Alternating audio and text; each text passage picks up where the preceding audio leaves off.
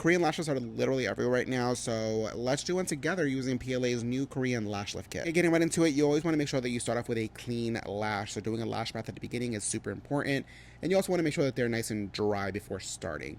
Once you're done, you obviously do the standard. You put on your gel pads, you make sure everything is super comfortable, get all your prep work done. Then we're going to go in with the shields, and we're going to start off with the flat shields that come in the kit. This is the shield that we're going to use to basically lay the lashes down to soften them. But before we do that, I'm just assessing the lash line just to make sure there's nothing that I need to get out of the way. Like if there's any like straight lashes on like false layers or anything like that, just want to make sure I know what I'm working with here.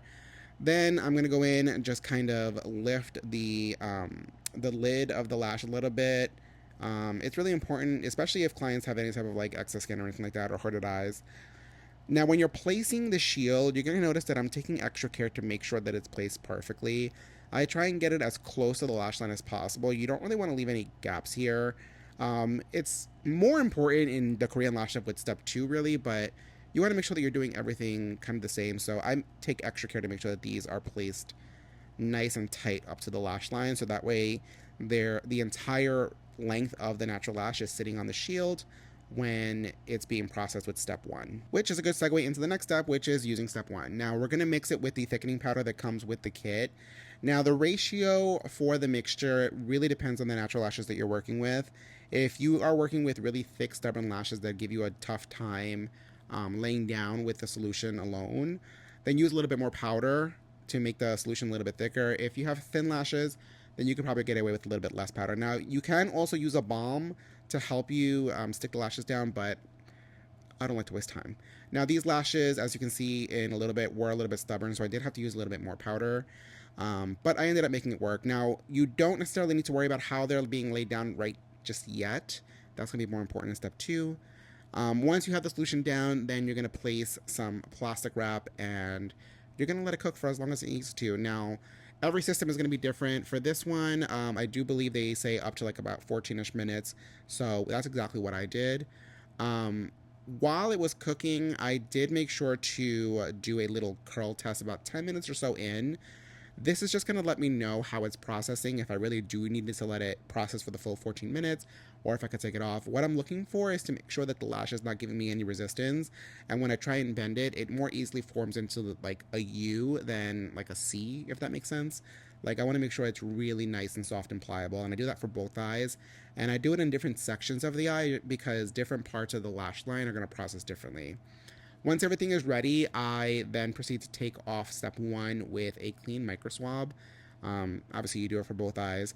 Now, as I was removing step 1, you're going to notice in a little bit that one little part of the second eye was giving me a little bit of trouble, so I decided to spot treat it, which is something that you can do with this type of solution.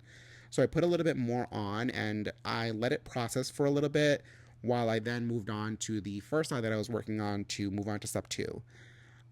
So what you're going to do here is you're not going to remove the lashes off of the flat shield. You're actually just going to flip the shield down as you saw with the lashes still on it, while you then go and put on the shield that you're going to use to actually form the curl. Now, picking the right size shield is really important because if you pick something that's too big or too small, sorry for my head being in the shot, you run the risk of the lashes just not curling at all, because if it's too small, then you're basically laying them flat, and if it's too big, the lashes might be too short to really reach around the part where it actually curves.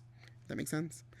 And once you have the right size and you're starting to lay the lashes down, this is where you want to pay close attention to making sure that you're laying the lashes down exactly how you want them to look when you're done with the lift, because step 2 that we're going to get to in a little bit is what's going to actually set the curl in whatever position you have the lashes. So take your time with this part.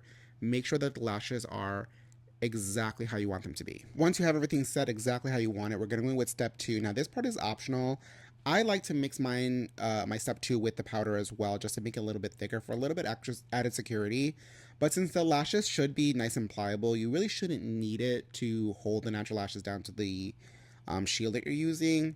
So that's just something to note. I don't necessarily put a lot of powder in because I don't need that much, but just I want to make it a little bit thicker. And then I also use a compensator just to kind of, again, give me a little bit of added security. And then I do the exact same thing with the other eye. Everything I just did gave the second eye rather, a little bit more time to cook in that one little area. And I literally repeated exactly everything I just said. I'm going to lay the lashes down. Make sure that everything is nice and perfect and straight. Like I said, really take your time with this because it's really kind of annoying if you do everything and it curls really nicely, but everything is crisscrossy. Like, it's not going to look good. So definitely take your time to make sure everything is nice and straight. And then again, let it cook. And you want to let it cook as long as you let the first part cook. So if you did 14 minutes, then do 14 minutes for part two. Once it's all done cooking, of course, just like everything else, remove it with a clean micro swab. And then we're actually going to move into tinting. Now, again, this technically is also optional, but most people opt in for the tint because why not? This is the brand that I use. It also comes in the kit. Now, obviously, as you can tell, I am doing kind of going back and forth. As one eye is finishing, I'm then moving on to the next eye, but do it however works for you. If this is too much chaos for you, then, you know, make sure you both eyes are at the same step at the same time. You get what I'm saying. But either way, by the time I'm done putting the tint on the second eye, the first eye is basically just about halfway done. And I go ahead and remove it again with a clean micro swab. You do want to make sure that you remove every single little last drop of the tint because anything that's left over could eventually lead to a little bit of irritation. So I like to go in with a little bit of a lash bath also just to make absolutely sure that all the tint is gone. And I really take time to get in between the lashes, just get every little bit of tint out of there just because I don't want my client to be irritated by anything that I do. Then we repeat the same thing on the other eye exactly the same way. And then we're almost done, but we do need to add a little bit of goodness back into the lashes. So we're going to go in with step 3, kind of like a nourishing type situation here. And I take 2 skinny applicators here and I just kind of sandwich it on the lashes to really hydrate and nourish the lashes as we just process them to hell, basically. And then I just comb it, make sure everything is nice in place, make sure it's ready for the big reveal. And that's pretty much it. I'm going to show you the before and afters here, but if you enjoyed this, let me know in the comments. I would love to start making more YouTube videos.